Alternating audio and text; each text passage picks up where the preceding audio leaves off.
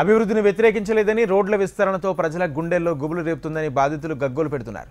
మహబూబాబాద్ జిల్లా కేసముద్రంలో బాధితులు రోడ్డెక్కారు.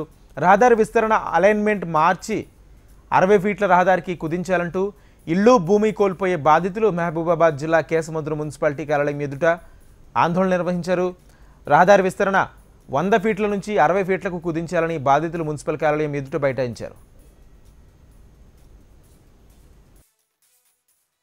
కేసముద్రం పట్టణాన్ని మున్సిపల్ గా చేసినందుకు ప్రజా ప్రతినిధులందరికీ కూడా పాలక వర్గాలకు కూడా ధన్యవాదాలు తెలియజేసినాం. కానీ ఏదైతే మున్సిపల్ చేస్తే ప్రజలకు మేలు జరుగుతుందో అభివృద్ధి పరంగా దూసుకుపోవాలని కోరుకున్నామో కానీ పేద బడుగు బలహీన వర్గాల ప్రజలను వాళ్ళ రోడ్డు పాలు చేసి ఈ రోజు అభివృద్ధి పేరుతో సంపన్న వర్గాలకు లాభం చేకూర్చే విధంగా ఈ అభివృద్ధిలో కూడా పేదదానికైనా ఒక తీరతమ్మాలు చూసుకుంటా రోడ్డు మీద పడిస్తే ఎట్టి బస్సుల ప్రజల పక్షాన్ని నిలబడి మేము మాజీ ప్రజాప్రతినిధిగా కొట్లాడడానికి సిద్ధంగా ఉన్నాం. ఒకటి ఈ రోజు కేసముద్రం స్టేషన్ లో 100 ఫీట్ల రోడ్లు పెట్టాల్సినంత అవసరము అయితే మాకు ఇక్కడ అవపడతలేదు. ఎందుకంటే వాణిజ్యపరంగా అంత డెవలప్ లేదు.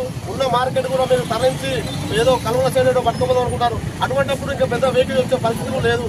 రెండవది మీరు ధనసరి క్లాస్ దగ్గర నుంచి ఒక రింగ్ రోడ్ వేద్దాం అనుకుంటున్నారు. రింగ్ రోడ్డు వేసినాక మళ్ళీ ఇంటర్నల్ రోడ్డు 100 ఫీట్ల రోడ్లు అవసరమా?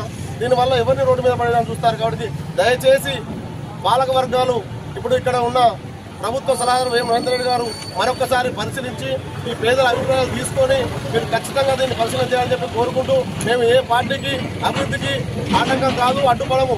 కానీ మమ్మల్ని రోడ్డు మీద పడేసే పరిస్థితి వచ్చినప్పుడు మాత్రం ఖచ్చితంగా తిరుగుబాటు జరుగుతుంది. ప్రజలకు న్యాయం చేకూర్చే విధంగా మీరు మరొకసారి దీన్ని పునఃపరిశీలన చేయాలని చెప్పి కోరుకుంటూ మేమందరం కూడా 60 ఫీట్లకు స్వచ్ఛందంగా సహకరించడానికి సిద్ధంగా ఉన్నాం.